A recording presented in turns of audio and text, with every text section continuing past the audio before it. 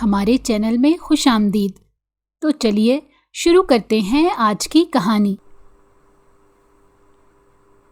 सुबह ही सुबह आज बादल बरस चुके थे। पानी की बूंदों का ज़मीन से टकराना एक अलग ही आवाज़ पैदा कर रहा था। सुबह के 6 बज रहे थे। सूरज की रोशनी फैल चुकी थी, साथ ही बादलों ने घेराव कर रखा था। मौसम बहुत ज़्यादा हसीन हो रहा था, लेकिन मेरा दिल बहुत उदास था। बिल्कुल आराम और सुकून बर्बाद हो चुका था। मैं अपनी खिड़की से हाथ बाहर निकालकर बारिश की ठंडी बूंदों को अपने हाथ में महसूस करना चाहती थी। मैं अपने मूड को मौसम के मुताबिक बनाना चाहती थी, लेकिन दिल के मौसम का क्या करती, जो हनूस ख़राब था और शायद हमेशा ख़राब ही रहना था। मुझे समझ नहीं आती थी कि मैं क्या करूं, किधर जाऊं, किससे कहूं, किससे अपने दिल का हाल सुनाऊं। रात दिन सुकून बर्बाद हो चुका था। मैं अपने वालिदैन से भी अगर कुछ कहती तो वो क्या ही कर लेते। मेरा दिल जल रहा था और जलते दिल की जलन मेरे पूरे वजूद को अपनी लपेट में ले रही थी। मैं नहीं चाहती थी कि मैं अपनी ज़ात के साथ साथ इर्द गिर्द की हर चीज़ तहस नहस कर दूं। मैं सब्र से काम लेना चाहती थी और हालात पर मज़ीद गौर करना चाहती थी, और उसके बाद चाहती थी कि कोई नतीजे पर पहुंचा जाए। लेकिन मैं क्या करती। मेरा दिल इस कदर तेज़ी से धड़क रहा था कि अब हालात के ठीक होने का इंतज़ार नहीं कर सकता था। यूं महसूस होता था कि अब फट जाएगा और मेरा सब्र मट्टी में मिल जाएगा। मैंने अपने दिल को थाम रखा था। मैं नहीं चाहती थी कि मैं अपनी ज़ात के टूटे टुकड़े सबको दिखा सकूं कि देखो मेरी ज़ात में किस कदर अज़ियत भरी हुई है और मैं किस कदर टूटी हुई हूं, मैं किस कदर बिखर चुकी हूं। लेकिन मुझे सब्र करना था और सब्र से काम लेना ही था, और ये मेरे लिए लाजिम व मलजूम था। काफ़ी देर में खिड़की में खड़ी बारिश के रुकने का इंतज़ार करती रही, और कब मेरी आंखों से आंसू बहने लगे मुझे पता ही नहीं चल सका। होश तब आया जब मुझे नाश्ता बना दो की आवाज़ आई और मैं चौंक कर सीधी हो गई थी। उसके बाद मैं किचन की तरफ आ गई और लामुतनाही सोचों में घिरी हुई नाश्ता बनाने की तैयारी करने लगी। मेरे जहन में एक ही सवाल बार बार घूम रहा था कि क्या कुछ बदल भी सकेगा या सब ऐसे ही रहेगा। और इस पर बहुत से सवाल या निशान मेरे जहन में रक्स कर रहे थे। कुछ दिनों पहले ही मुझ पर एक इंकशाफ हुआ था जिसने मुझे हद दर्जा हैरत में मुब्तला कर दिया था। मुझे इल्म नहीं था कि ऐसा भी हो सकता है। मैं चीख चीख कर उनको ये बताने वाली थी कि जो कुछ भी हो रहा था सब गलत था। क्या ऐसा भी हो सकता है कि एक शख्स कुछ गलत करे और उसे उसका एहसास ही ना हो कि वो गलत कर रहा है। मुझ पर पहली बार इंकशाफ हुआ था कि मेरा शौहर दम दरूद भी करता है। लेकिन ये कितनी अजीब बात थी कि वो सिर्फ औरतों को ही दम दरूद करता है। हालांकि अगर उसके हाथ में अल्लाह ने शिफा रख दी है तो होना तो ये चाहिए था कि वो मर्दों को भी दम दरूद करता। लेकिन नहीं, उसकी शिफा शायद उसके लिहाज से औरतों के लिए ही मकसूद थी, और यही बात मुझे चुभ रही थी। ये सब शादी के 1 महीने बाद ही शुरू हो गया था। उनके बकौल इनके आबा व अजदाद के हाथ की शफायाबी इन तक मुंतकिल हुई है और वो इस हवाले से बहुत मशहूर हैं। मैं चुप रही थी, लेकिन जब अपनी आंखों से उन्हीं औरतों के बीचों बीच देखा तो दिल ने पहली ही आवाज़ में कह दिया कि कुछ ना कुछ तो गलत है। जो सब कुछ सही नज़र आने के बावजूद भी मुझे बिलखसूस महसूस हो रहा था। हर रोज़ ज़ोहर की नमाज के बाद वो घर आते और उनका ये सिलसिला शुरू हो जाता तो इशा तक जारी रहता। लातादाद औरतें उनके पास शिफा याबी के लिए आती, लेकिन जो चीज़ मुझे खटक रही थी वो उनका अंदाज़ था। उनका अंदाज़ इंतहाई नामाकूल था, जो एक बीवी होने के नाते जब मुझे इतना गलत महसूस हो रहा था तो दूसरी औरतों को क्यों नहीं हो रहा था। वो क्यों इस चीज़ को नॉर्मल समझ रही थी। वो क्यों इस चीज़ से नहीं हिचकिचा रही थी कि मेरे मौलवी शौहर उनके बेहद नज़दीक होकर उन्हें दम करते थे। इस बात का अंदाज़ा मुझे पूरे 15 दिन बाद हुआ था। अब मैं रोज़ाना किसी न किसी बहाने से वहाँ उस कमरे में चली जाती ताकि देख सकूं कि वो क्या कर रहे हैं। सच कहूं तो उनके अंदाज ने मेरा एतमाद बिल्कुल तोड़ कर रख दिया था। मैं नई नवेली दुल्हन थी, लेकिन जितने सामने वाले में मगन होकर वो दम करते थे, वो चीज़ मेरे दिल में बुरी तरह खटक रही थी। मुझे अब कुछ भी अच्छा नहीं लगता था। हर वक्त ये धड़का लगा रहता कि वो कमरा क्यों बंद है, अब अंदर क्या हो रहा होगा, अब अंदर क्या किया जा रहा होगा।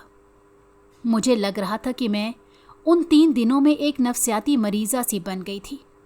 लेकिन हकीकत तो ये थी कि शादीशुदा ज़िंदगी के मसाइल भी अमूमन शादी के 10-15 साल बाद शुरू होते हैं, और मेरी ज़िंदगी में मसाइल तो अभी से ही शुरू हो गए थे। और मेरे खौफ पर आखिरी कील खुद उन्होंने ही ठोक दी थी, जब एक रोज़ बारिश के बायस सिवाय एक दोशीज़ा के कोई भी दम करवाने नहीं आया था। मैं इस बात से बेखबर किचन में मसरूफ़ थी। मेरी दानिस्त में औरतें अंदर मौजूद होंगी, लेकिन मैं गलत थी। वहाँ औरतें नहीं बल्कि एक वाहिद दोशीज़ा मौजूद थी। मैं किचन से किसी काम से बैठक में आई थी और भूल गई थी कि मुझे क्या काम है। बैठक का दरवाज़ा आधा खुला हुआ था और अंदर वकूअ पजीर होने वाले वाक़ये ने मुझे बुरी तरह तोड़ कर रख दिया था। वो मंज़र देखकर मैंने मरने की ख्वाहिश की थी और फिर कभी ना सांस आने की दुआ मांगी थी। मेरा नाम सालिहा हुसैन है और मैं अपने वालिदैन की इकलौती औलाद हूँ। मेरे वालिदैन अपनी लातादाद औलाद को खो चुके थे और आखिर में मेरी पैदाइश के वक्त ये दुआ की थी कि या अल्लाह हमें नेक और साले औलाद अता फरमा और हमें इस आजमाइश से निकाल दे। उनकी दुआ कबूल हुई और मेरी पैदाइश हुई थी। मेरे वालिदैन एक मुतवस्सित तबके से ताल्लुक़ रखते थे, लेकिन मेरी ख्वाहिश पूरी करने के लिए एड़ी चोटी का जोर लगा देते थे। वो मुझसे बेइंतहा मोहब्बत करते थे। अब्बा एक मस्जिद में पेश इमाम थे और उनकी आमदनी कलील थी, लेकिन फिर भी हम 3 लोगों का अच्छा खासा गुजारा हो जाता था। गांव में ज़मीनें थीं, लेकिन उन पर कब्ज़ा हो चुका था। फिर अब्बू में इतनी हिम्मत नहीं थी कि वो गांव जाकर उन ज़मीनों को वापस हासिल करें, क्योंकि कब्ज़ा ताकतवरों ने कर लिया था। अब उनसे छुड़ाना इंतहाई मुश्किल था। अब अब्बू अल्लाह तवक्कल करके बैठ गए। उन्होंने मेरी दीनी तालीम पर ख़ास तवज्जो दी थी। यही वजह थी कि मैं फ़ख्र से कह सकती थी कि मेरा ताल्लुक़ एक दीनी घराने से है। मैं घर चलाने के लिए अब्बू का साथ देने के लिए कम हदिये पर बच्चों को कुरान पाक की तालीम देती थी। मोहल्ले के बहुत से बच्चे अब मेरे घर में कुरान और ट्यूशन पढ़ने के लिए मौजूद होते थे। अब्बा चंद दिनों से बीमार थे और इस बात को उन्होंने अम्मी और मुझसे छुपाया था।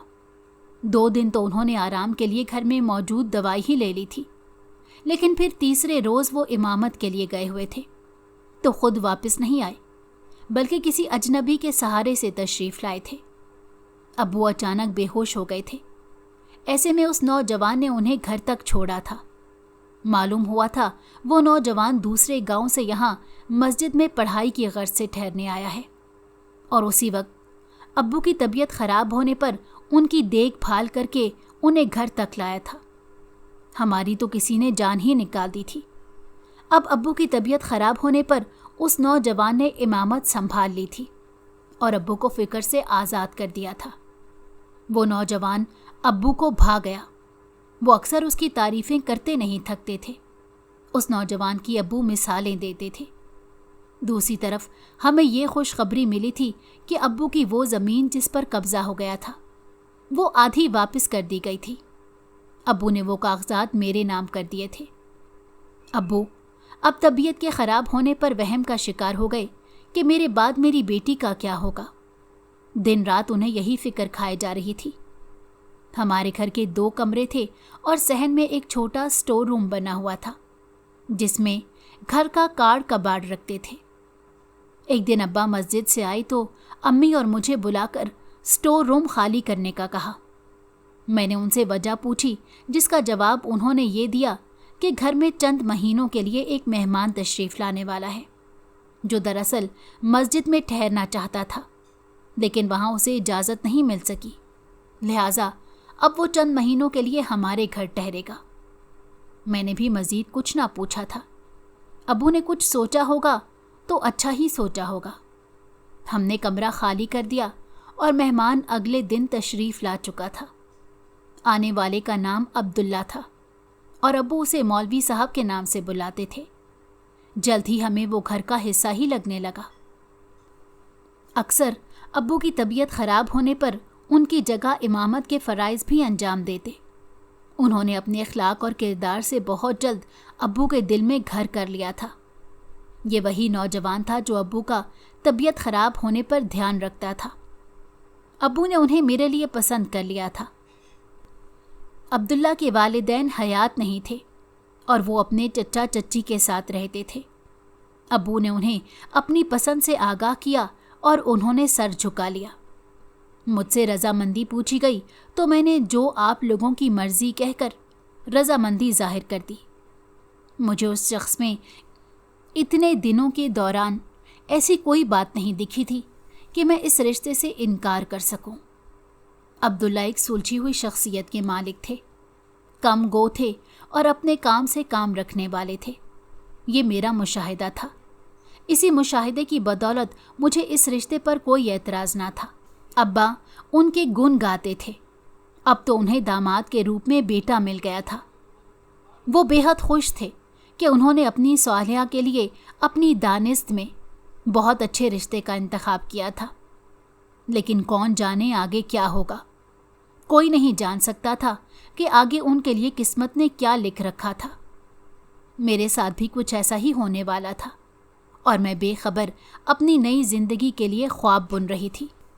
मेरी शादी की तकरीब एक सादा सी निकाह की तकरीब थी जो घर पर ही मुनक्किद कर दी गई। अब्बू ने मेरे जहेज़ में मुझे 2 कमरे का घर बतौर तोहफ़ा दिया था, जो उनकी ज़िंदगी भर की जमा पूंजी पर मुश्तमिल था। और यूं उन्होंने अब्दुल्ला को घर दामाद बनाने के बजाय मुझे अलग घर लेकर देने का इंतखाब किया। मैं भी इस फैसले से खुश थी। यूं मैं अब्दुल्ला की दुल्हन बनकर अपने दूसरे घर आ गई और एक नई ज़िंदगी की शुरुआत हो गई थी। मेरी शादीशुदा ज़िंदगी के इब्तदाई दिन बहुत बेहतरीन गुजरे थे। अब्दुल्ला अब तक एक बहुत अच्छे शौहर साबित हुए थे। उनका इखलाक और किरदार बेहतरीन था। उन्होंने मुझे मेरे वालिदैन की कमी महसूस नहीं होने दी थी। मैं ख़ुद को बहुत खुशकिस्मत तसव्वुर कर रही थी कि मैं उनकी बीवी बनी थी, लेकिन मुझे क्या मालूम था कि मेरी ये खुशी आर्जी साबित होने वाली है और मैं किसी गहरी खाई में औंधे मुंह गिरने वाली हूँ।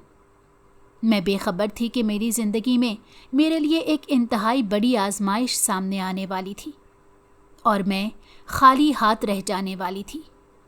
मेरी खुशियाँ आर्जी साबित होने वाली थी और मुझे ज़िंदगी का एक ऐसा भयानक ख्वाब दिखाने वाली थी जिसका अक्स मुझे ज़िंदगी भर महसूस होने वाला था।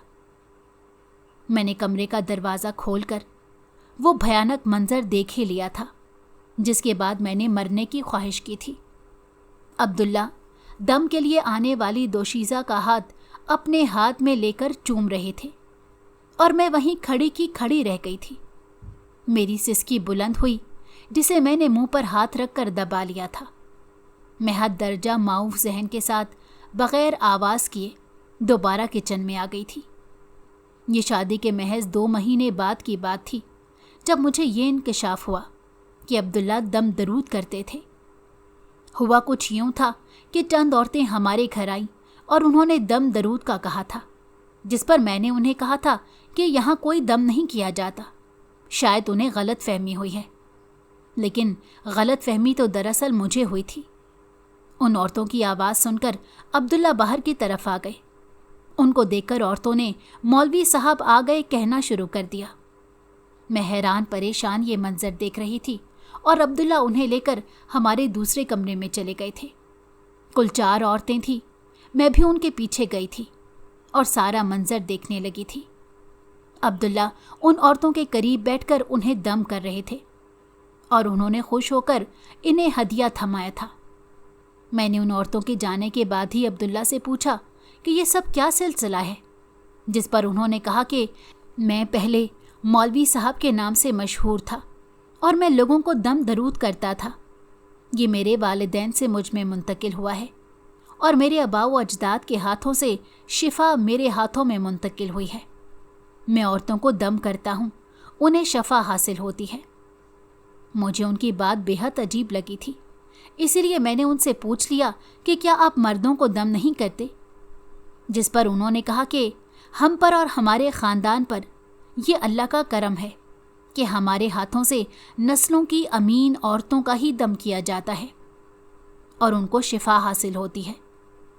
उनकी बात सुनकर मैंने उनसे कहा कि आपने उनसे पहले कभी इस बात का जिक्र नहीं किया। मेरे लहजे में सख्ती थी और अंदाज में चुभन थी। मुझे पता नहीं क्यों उनका यूं औरतों को दम करना पसंद नहीं आया था। उन्होंने मेरे कहने पर गौर नहीं किया। मैं कहना चाहती थी कि वो अब इस सिलसिले को यहीं ख़त्म कर दें, क्योंकि मैं अब आराम और सुकून की ज़िंदगी चाहती थी। मेरे घर में रोज़ यूं औरतों का तांता बंधना मुझे सोच कर ही अजीब सा महसूस होता था, लेकिन मैं कह नहीं सकी थी। वो मेरे शौहर थे और फिर हमारी शादी को इतना अरसा नहीं हुआ था कि मैं उनसे यूं बेधड़क ये बात कह सकूं। मेरा अंदाज़ा सही निकला। उन दोनों औरतों ने मशहूर कर दिया था कि मौलवी साहब के हाथों में शिफा है, और बस फिर ज़ोहर की नमाज के बाद से औरतें आना शुरू हो जाती। रात गए मगरिब तक ये सिलसिला चल निकलता। मुझे उन औरतों के लिए चाय बनाने का हुक्म दिया जाता। पहले 2-3 दिन तो मैंने बग़ैर चूं चरा किए चाय बना दी थी, लेकिन फिर मेरी हिम्मत जवाब देने लगी थी।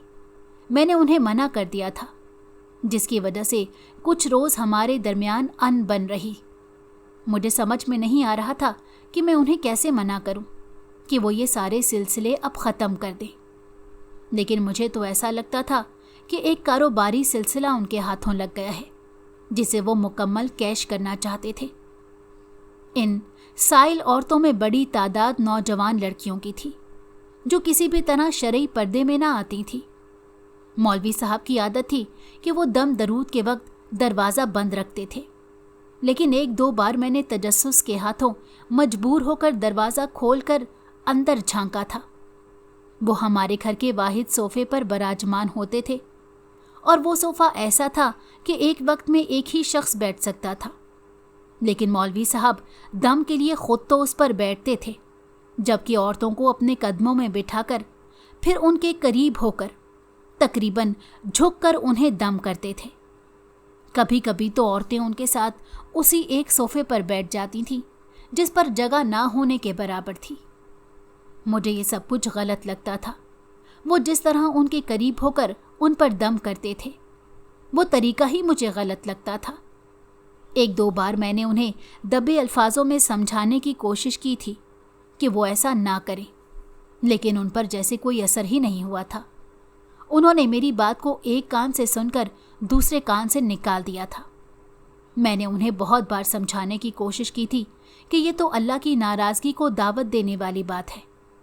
अल्लाह ताला कभी भी ये नहीं कहता कि दूसरे बंदों की मदद ना करें, लेकिन वो ये भी नहीं कहता कि गैर शरई रास्ता इख्तियार किया जाए।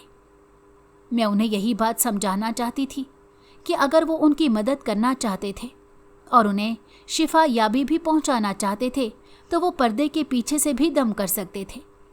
लेकिन उनके दम करने के अंदाज में तो उनके दरमियान और औरतों के दरमियान कोई पर्दा ना होने के बराबर होता था, और उनके इस कदर तकल्लुफ़ाना अंदाज पर मैं अंदर ही अंदर जलने कुड़ने लग गई थी। मेरे दिन रात अब इन्हीं सोचों में गुजरते थे कि मैं उन्हें किस तरह से इससे छुटकारा दिला सकूं। मैंने अम्मी से भी बात की थी, लेकिन अम्मी ने मुझे ही बुरा भला कहा था कि मैं अपने ही शौहर पर शक कर रही हूँ। मैंने उन्हें समझाया था कि मैं शक नहीं कर रही, बल्कि मैं तो उनके तरीके को गलत कह रही हूँ कि जिस तरीके से वो औरतों को जमे गफ़ीर में बैठकर बिल्कुल उनके इंतहाई करीब होकर उन्हें छू कर दम करते हैं, तो मुझे उनका ये अंदाज पसंद नहीं आता। अम्मी फिर भी मेरी बात से मुत्तफिक नहीं हुई थी। उनके नज़दीक अब्दुल्ला जैसा दामाद मिलना नामुमकिन था। उन्होंने मुझे खबरदार किया था कि आइंदा मैं उसे परेशान ना करूं, और मैं अम्मी को देख कर रह गई थी कि उन्होंने मुझसे किस बात का मुतालबा कर दिया है। मैं उनकी बीवी थी और मुझे उनका जो अंदाज गलत लग रहा था तो मैं उस अंदाज को गलत कहना चाहती थी और उन्हें बताना चाहती थी कि वो जो कुछ भी कर रहे हैं वो इस्लामी उसूलों के ख़िलाफ़ है, वो शरीयत के मनाफी है, और शरीयत में ऐसा कभी भी नहीं लिखा कि दूसरों को शिफाए पहुंचाने के लिए शरीयत के तमाम उसूलों को तहस नहस कर दिया जाए, और शिफा याबी पहुंचाई भी तो दूसरी सिन्फ की ज़ात को जा रही है। अब ये हाल हो गया था कि शादी के शुरू के दिन जो मेरे इंतहाई हसीन गुजरे थे, मेरे दरमियान वाले दिन इंतहाई बुरे गुजर रहे थे। मैं दिन ब दिन दुबली पतली होती जा रही थी। मेरी रंगत जो बहुत ज़्यादा गोरी होती थी अब सांवली हो गई थी। मेरे दिन रात इन्हीं सोचों के दरमियान गुजरते थे कि मैं जाकर उनके दरमियान बैठ जाऊं ताकि उन्हें थोड़ा एहसास हो कि बीवी सामने है। मैं किसी औरत के इस कदर करीब होकर उसे दम दरूद ना करूं, और मुझे 100% पता था कि अगर मैं उनके दरमियान जाकर बैठ भी गई तब भी वो बाज नहीं आएंगे। उनका किरदार और इखलाक जिससे मैं बेहद मुतासिर हुई थी अब ना जाने क्यों मेरे अंदर चूर चूर होता जा रहा था, बिखरता जा रहा था। मैं अपने हाथों से अपने घर को तोड़ने की तरफ धकेल दिया था। मैं चाहती थी तो बहुत कुछ कर सकती थी, लेकिन कोई चीज़ थी जो मुझे रोक रही थी। मैं अपने वालिदैन की बदनामी से डरती थी। मैं नहीं चाहती थी कि मुझ पर तलाक का धब्बा लग जाए। मुझे ये पसंद नहीं आ रहा था कि वो बीवी की मौजूदगी के बावजूद हज़ारों औरतों के बेहद करीब होकर, बिल्कुल बेतकल्लुफ़ होकर सारे उसूल भूल जाएं और सिर्फ अपने दम दरूद को याद रखें। फिर एक दिन तो मेरे सब्र जवाब ही दे गया था। हुआ कुछ यूँ था कि एक इंतहाई खूबसूरत और नौजवान दोशीज़ा उनके पास दम करवाने के लिए आई थी। उन्होंने सबसे पहले उसे अपने करीब सोफे पर बिठा लिया था और फिर दूसरी औरत को उठकर दरवाज़ा बंद करने का कहा था। मैं खिड़की से सारा मंजर देख रही थी। उस दोशीज़ा को न जाने क्या हो रहा था कि वो झूल रही थी और मौलवी साहब तो उसी मौके की तलाश में थे। मेरी मुट्ठियाँ भींच गई थी और मेरे चेहरे पर खून की रवानी तेज़ी से गर्दिश कर रही थी। मैं गुस्से से लाल पीली हो रही थी, लेकिन अंदर बैठे शख्स को ज़रा भी शर्मो हया छू कर न गुजरी थी। उन्होंने उस दोशीज़ा का दुपट्टा खोलकर उसके बाल अपने हाथ में लिए थे और उसके बेहद करीब होकर उसे दम करना शुरू किया था। उस दोशीज़ा और मौलवी साहब यानी मेरे शौहर के दरमियान बिल्कुल कोई फासला नहीं था। उनकी सांसें बासानी उस दोशीज़ा के मुंह पर महसूस हो रही थी और मैं यानी उस शख्स की बीवी ये सारा मंजर देखकर गुस्से से पेचोताप खा रही थी। मेरा दिल चाह रहा था कि मैं सबको बाहर निकालकर उस शख्स पर चीखूं चिल्लाऊं जिसने चंद महीने में अपनी हदें पार करना शुरू कर दी थी। मैं अब सब्र से सबके जाने का इंतज़ार करने लगी। वो इशा के बाद फारिग हुए और मुझे खाना लगाने का हुक्म दिया था। मैंने खाना लगा दिया था लेकिन खुद नहीं खाया था, बल्कि उन्हें पेश करके अपने कमरे में आ गई थी। उन्होंने तसल्ली से खाना खाया और ये तक नहीं पूछा कि मैं क्यों नहीं खा रही। शायद अब उन्हें मुझ में दिलचस्पी ही नहीं रही थी। लातादाद औरतों के घेरे में रहकर उन्हें अपनी बीवी कैसे अच्छी लग सकती थी। लेकिन आज मैंने भी आर या पार करने का सोच लिया था। मौलवी साहब अंदर आए थे और मुझे जागते देखकर हैरान हुए थे कि तुम अब तक सोई नहीं हो, जिस पर मैंने उन्हें कहा था कि मैं तो बहुत पहले से जाग गई हूँ और सारा तमाशा देख रही हूँ।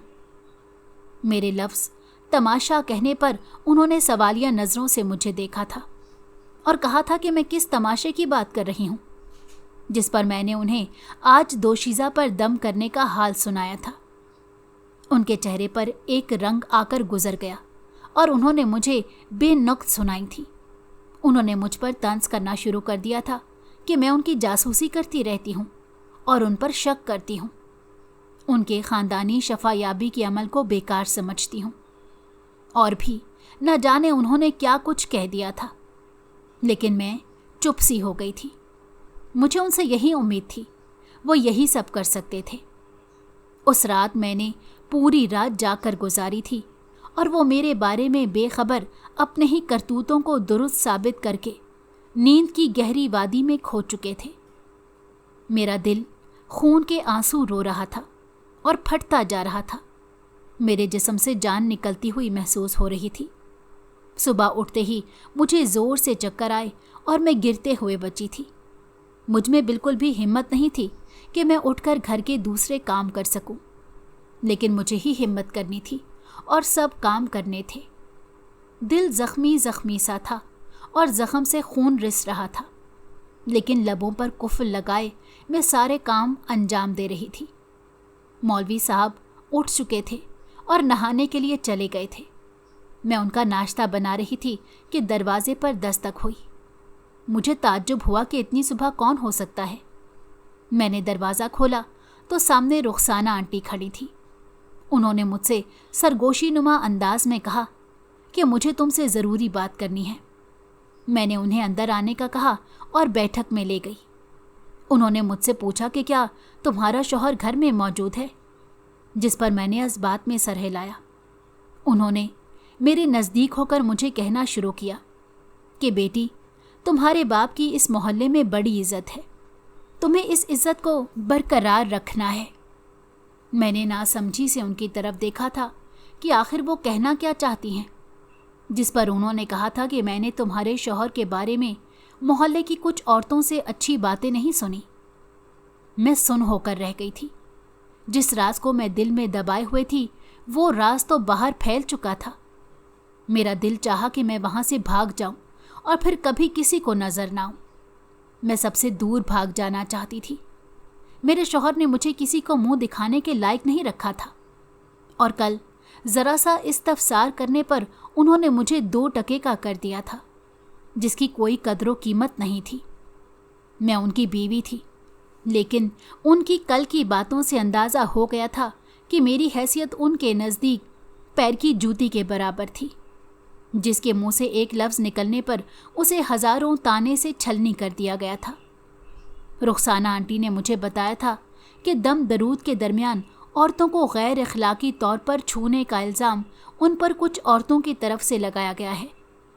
उन्होंने मुझे अपने शौहर पर नज़र रखने का कहा था, और मैं सुन होते दिमाग के साथ उनकी तरफ देख कर रह गई कि नज़र तो मैं उन पर कितने दिनों से रख रही थी, लेकिन इसका कोई फ़ायदा नहीं था।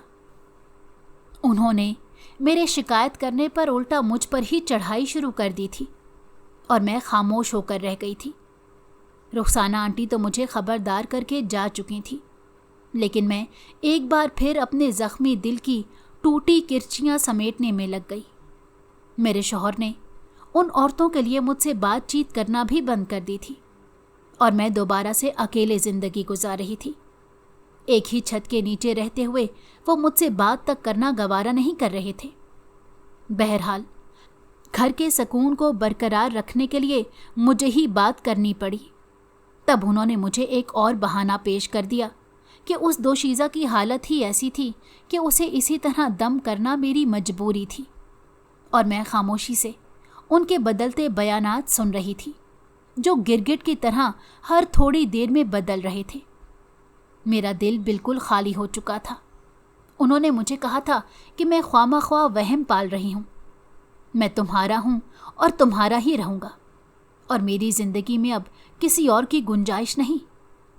मैंने ना चाहते हुए भी उनकी बात का यकीन कर लिया, और दिल ने एक बार फिर उनके हक़ में गवाही दी थी कि मुझे उन्हें एक और मौका देना चाहिए, और अपनी ज़िंदगी को पुरसकून बनाने के लिए मुझे उन पर शक को ख़त्म करना होगा। यही बात मेरी माँ ने भी मुझे समझाई थी, और मैंने हथियार डाल दिए थे। मैंने अपने दिल को समझाया कि शायद मैं ही गलत हूँ और मेरे शौहर ठीक हैं। मैं नहीं जानती थी कि मेरा उन पर दोबारा यकीन करना मेरे लिए क्या रुख लेने वाला था। मैंने पहले की तरह उनका ख्याल रखना शुरू कर दिया, लेकिन दिल में अभी भी एक खलिश सी थी।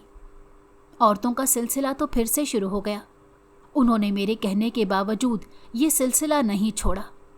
उनके नज़दीक मेरी बात की कोई अहमियत नहीं थी। अब मैंने अल्लाह पर अपना फैसला छोड़ दिया था। मेरी जिंदगी अब एक पहिए की तरह घूम रही थी और किस सिमत में रुकती है मुझे मालूम नहीं था। मेरे शौहर का वही अंदाज अब भी बरकरार था। अब अलबत्ता वो दरवाज़ा बंद नहीं करते थे और औरतों से थोड़ा दूर होकर बैठने लगे थे। मुझे ज़रा सी खुशी हुई थी कि चलो उनके अंदर कुछ तब्दीलियां तो आईं, लेकिन ये मेरी खाम ख्याली थी और उनकी चंद दिन की प्लानिंग। आज बारिश हो गई थी और औरतें दम दरूद करवाने नहीं आ सकी थीं। उन्हें सारा दिन मेरे साथ गुजारना पड़ा था और उनका मूड बिल्कुल भी आरामदेह नहीं लग रहा था। ऐसा लग रहा था कि दम दरूद उनका नशा है और आज वो नशा नहीं कर सके। मैंने बातों बातों के दरमियान कह भी दिया कि आज वो काफ़ी गैर आरामदेह लग रहे हैं। मेरी बात पर वो चौंक से गए थे और फिर मुस्कुरा कर कहा था कि ऐसी कोई बात नहीं। लेकिन मैं अंधी नहीं थी। उनके चेहरे के इस तरफ से अंदाज़ा लगा सकती थी कि क्या बात है, पर मैं खामोश रही। मैं शायद सही मौके का इंतज़ार कर रही थी।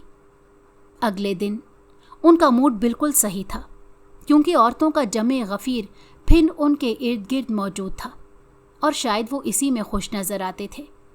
मुझे समझ नहीं आता था कि ये मेरे दिल का वहम है या वाकई उनके किरदार की खराबी है, जिसे देखकर मुझे बेतहाशा गुस्सा आ जाता था और मैं अपने गुस्से पर काबू नहीं रख सकती थी। लेकिन मैं अपना गुस्सा किस पर निकाल सकती थी? कुछ नहीं मिलता तो मैं किचन में ही उलट पुलट करके ज़ोर ज़ोर से बर्तन पटक कर अपना गुस्सा निकाल लेती। लेकिन ये गुस्सा ऐसा गुस्सा था जो ठंडा होने का नाम ही नहीं लेता था, बल्कि बढ़ता ही चला जा रहा था। मर्द का किरदार ख़राब हो जाए तो औरत की सारी ज़िंदगी ख़राब हो जाती है।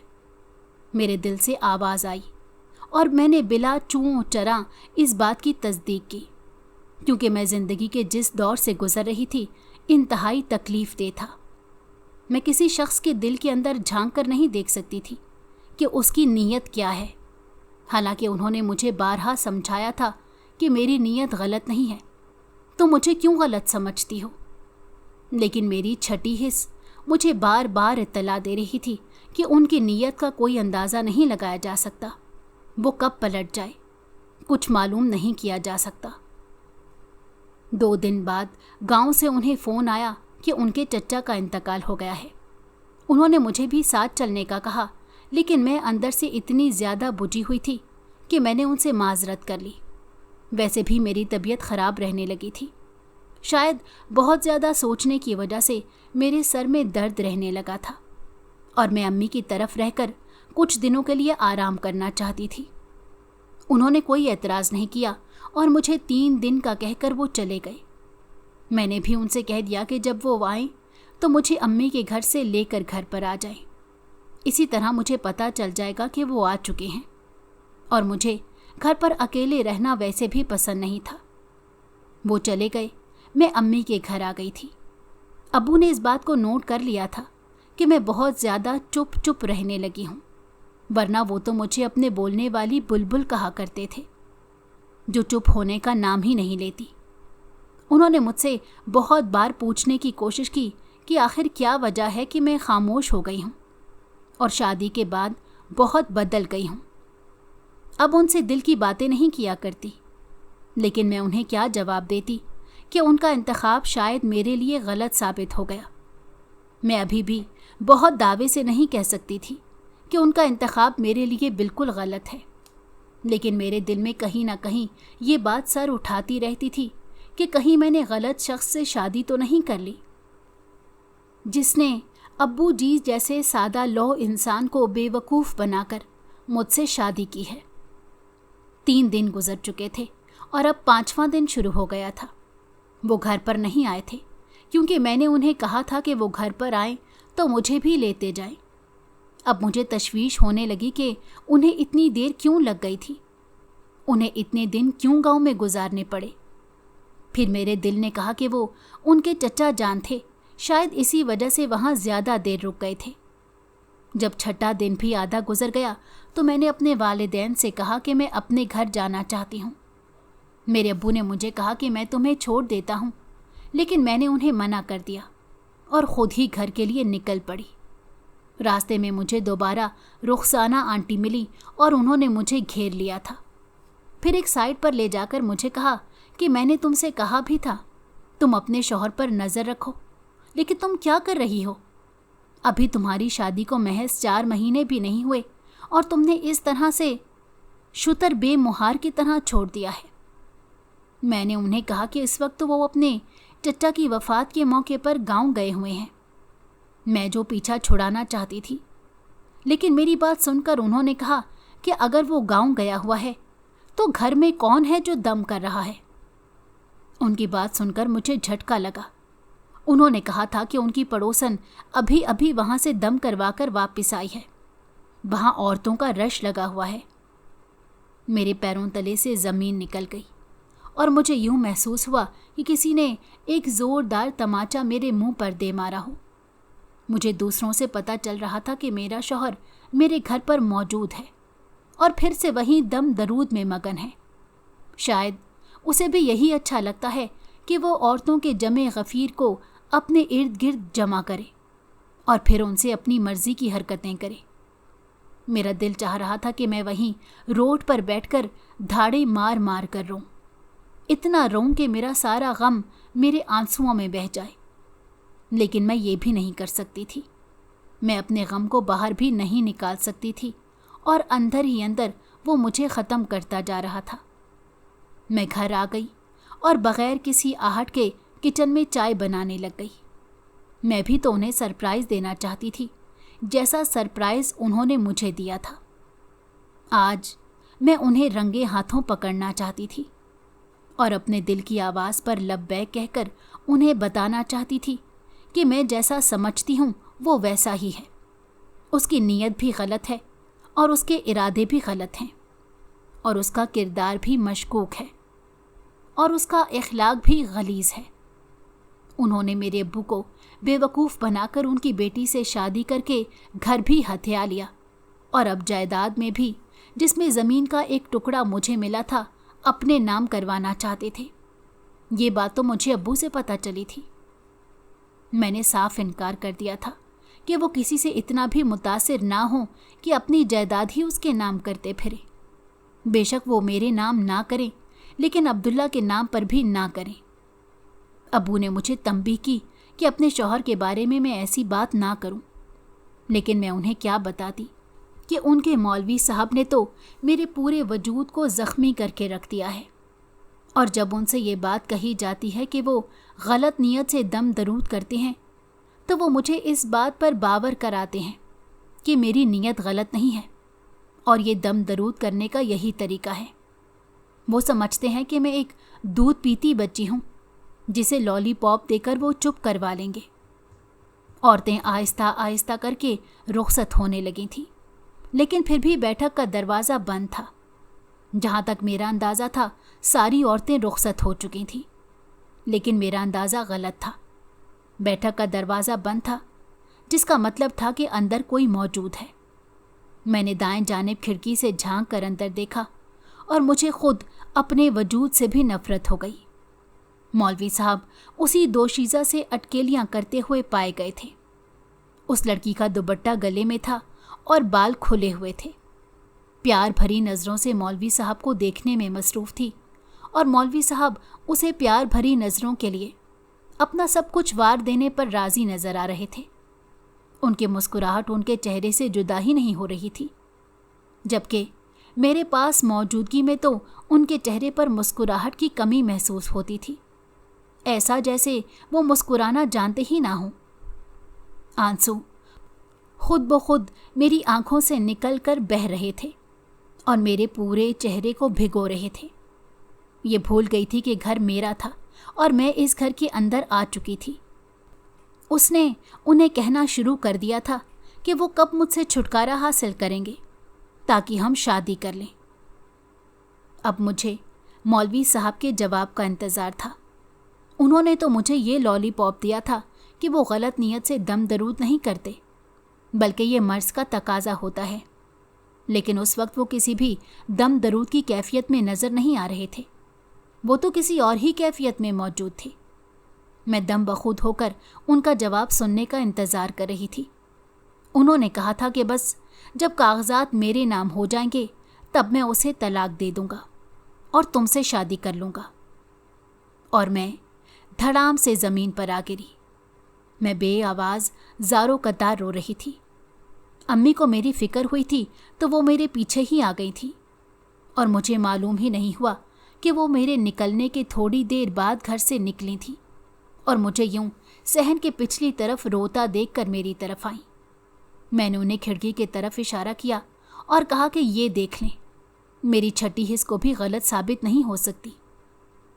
इस मौलवी साहब ने, जो कि 2 नंबर आमिल है, अब्बू को बेवकूफ़ बनाया और मेरी ज़िंदगी बर्बाद कर दी, और ख़ुद इस दोशीज़ा के साथ बल्कि न जाने कितनी औरतों के साथ इसके ताल्लुकात हैं। दम दरूद के पाक नाम पर वो किस कदर गैर अखलाकी हरकतें करता है, ये कहकर मैं रो पड़ी थी। अम्मी ने मुझे खड़ा किया और तभी मैंने फ़ैसला कर लिया। मैंने दरवाजे की तरफ से अंदर जाने का फ़ैसला कर लिया और मैं बैठक का दरवाज़ा खोलकर अंदर दाखिल हो गई। मुझे देखकर वो दोनों एकदम से शॉक हो गए। उन्हें पता ही नहीं चला कि उनका ड्रामा अब ख़त्म हो चुका है और सारा सच मेरे सामने आ चुका है। मुझे देखकर उन्होंने फिर से हीले बहाने करना शुरू कर दिए, लेकिन मैंने एक ज़ोरदार आवाज़ के साथ उन्हें खामोश करवा दिया और फिर उनका बैग उठाकर घर से बाहर फेंक दिया था, और साथ ही मैंने ये कह दिया था कि मैं तुम्हें तलाक देती हूँ, तलाक देती हूँ, तलाक देती हूँ। मैंने उसे बताया कि इस्लाम में औरत तलाक नहीं दे सकती, लेकिन तुम इतने घटिया इंसान हो कि मैं तुम्हें अभी अभी तलाक देकर खुद अपनी ज़ात से अलग करती हूँ, और अब मैं कोर्ट में तुमसे मिलूँगी जहाँ मैं तुमसे खुला लूँगी। अब अपनी गलीज़ शक्ल लेकर यहाँ से दफ़ा हो जाओ और आइंदा दम दरूद जैसे पाक नाम पर अपने घनौने काम बंद कर दो, वरना बहुत जल्द अल्लाह की तरफ से तुम्हारी पकड़ होगी, और इतनी सख्त पकड़ होगी कि तुम फिर तौबा भी ना कर सकोगे। मौलवी साहब को तो ये अंदाज़ा ही नहीं था कि वो जाली मौलवी साबित हो चुके हैं। ये सब करने के बाद मेरे दिल से एक बेहद बड़ा बोझ उतर गया और मैं पुरसकून हो गई। मुझे मालूम हो गया था कि हर शादी सुख देने वाली नहीं होती, और मेरे साथ भी यही हुआ था। लेकिन मैं जानती थी कि मैं इस शादी की नाकामी पर ख़ुद को ख़त्म नहीं करूँगी, बल्कि मैं नई ज़िंदगी की शुरुआत करूँगी, और मैंने ऐसा ही किया था। मैंने अल्लाह का लाख शुक्र अदा किया कि उसने मुझे मज़ीद बर्बाद होने से बचा लिया था। अगर आपको हमारी कहानी पसंद आई हो तो हमारे चैनल को लाइक करें और सब्सक्राइब कर दें। बेल नोटिफिकेशन को भी ऑन कर दें ताकि हमारी आने वाली हर मज़ेदार कहानी आपको वक्त पर मिलती रहे।